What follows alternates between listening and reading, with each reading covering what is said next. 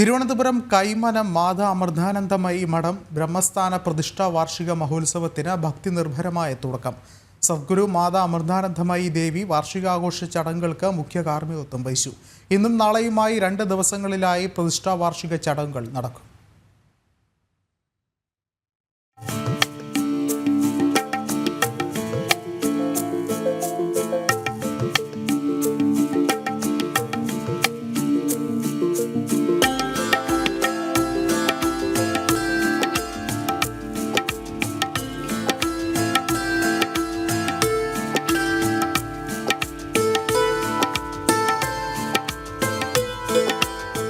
അഞ്ച് വർഷങ്ങൾക്ക് ശേഷം സദ്ഗുരു മാതാ അമൃതാനന്ദമയി ദേവി അനന്തപുരിയിലേക്ക് എത്തിയപ്പോൾ ഭക്തി നിർഭരമായ വരവേൽപ്പാണ് ഭക്തർ നൽകിയത്.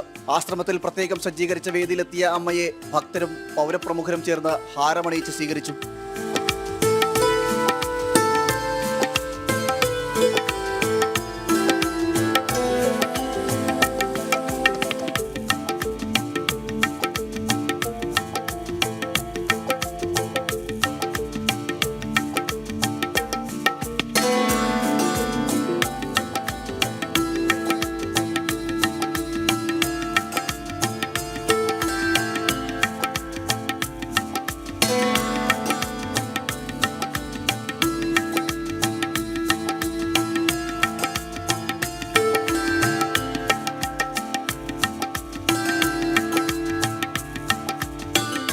കോവിഡ് മഹാമാരിക്ക് ശേഷം ആദ്യമായി നടന്ന അനന്തപുരി സന്ദർശനത്തിൽ അമ്മ സന്തോഷം പ്രകടിപ്പിച്ചു.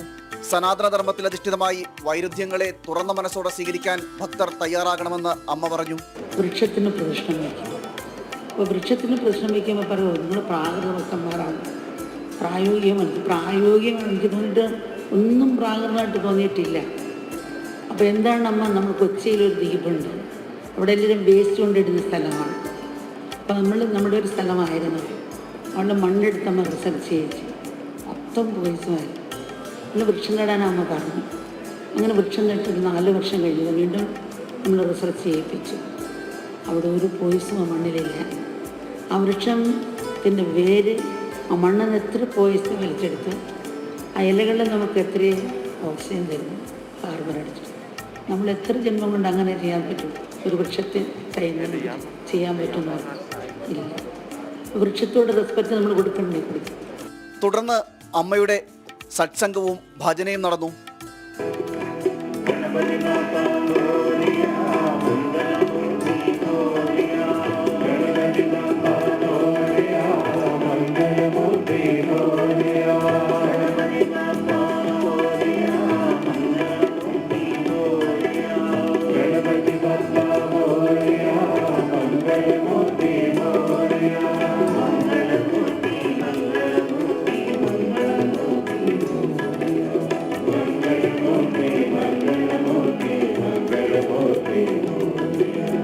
ബ്രഹ്മസ്ഥാന വാർഷിക മഹോത്സവത്തിന്റെ ഭാഗമായി ഇന്നും നാളെയും അമ്മയുടെ ദർശനമുണ്ടാകും. യാത്രാ സൗകര്യവും ഭക്ഷണവും അടക്കം വിപുലമായ സൗകര്യങ്ങളാണ് മഠം ഭക്തർക്കായി ഒരുക്കിയിരിക്കുന്നത്. ജനം, തിരുവനന്തപുരം.